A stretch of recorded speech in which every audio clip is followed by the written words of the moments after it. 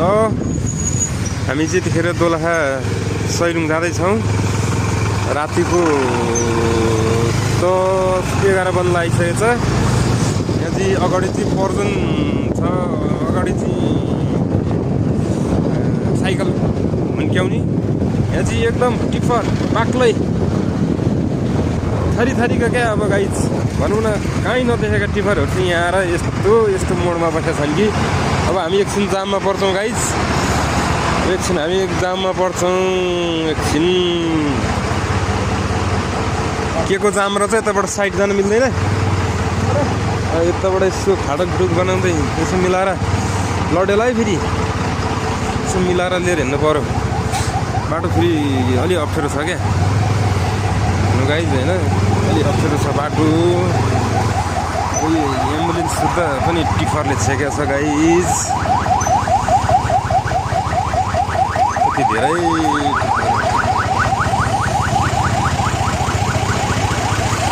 Guys, कति धेरै यस्तो मानिले हिँडिरहेको छ यति छेउछेउबाट। यसले के गर्नु, बाध्यतै जानै पर्यो।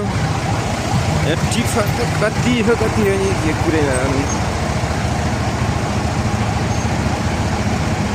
बिस्तारो अगाडि बढ्न सकिन्छ त।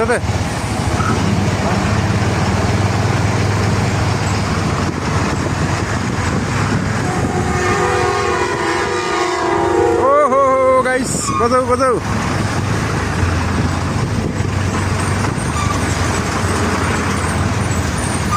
कति हो क्या।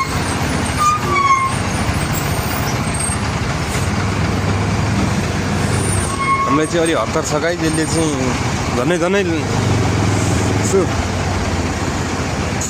ठिस भएको है। टिफर त कति हो गाइस। बिस्तारै है, यस्तो लेभुलेसन मिलाउँदै छेउभित्र हेर्दै ताक्दै ट्रिङ हिँड्नु पऱ्यो। यो भ्यानले चाहिँ यहाँनिर ल्याक हान्दै रहेछ क्या फेरि।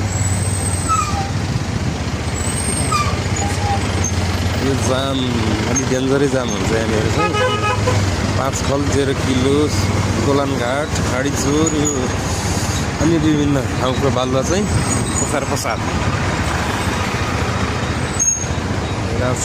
यो जाम चाहिँ भन्नुहुन्छ नि 5 खलदेखि हो। हामी दोलानघाट लगभग आइपुग्नु आइसक्यौँ रातिको 11 बजे।